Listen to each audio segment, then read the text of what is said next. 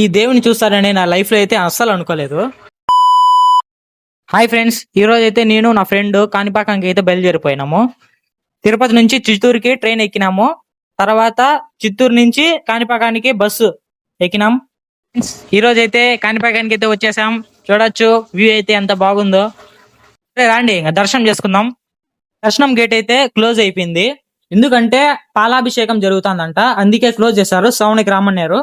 అరే ఖాళీగా ఉన్నాము అని పక్కన శివుని గుడి ఉంటే శివుని దర్శనానికి అయితే వెళ్ళిపోయాం. శివుడి గుడి పక్కన అయితే మంచిగా దేవుళ్ళ విగ్రహాలు అయితే భయంకరంగా ఉంది. ఫోటో లవర్స్ ఉంటే భయంకరంగా ఫోటో తీసుకోవచ్చు కాణిపాకంలో అయితే. అట్లా టైం స్పెండ్ చేసి సరే టైం అయిపోయింది, 7 అయింది. మళ్ళీ దర్శనానికి అయితే వెళ్ళిపోయాం. దర్శనం అయితే భయంకరంగా జరిగింది. నా లైఫ్లో this is the my best experience.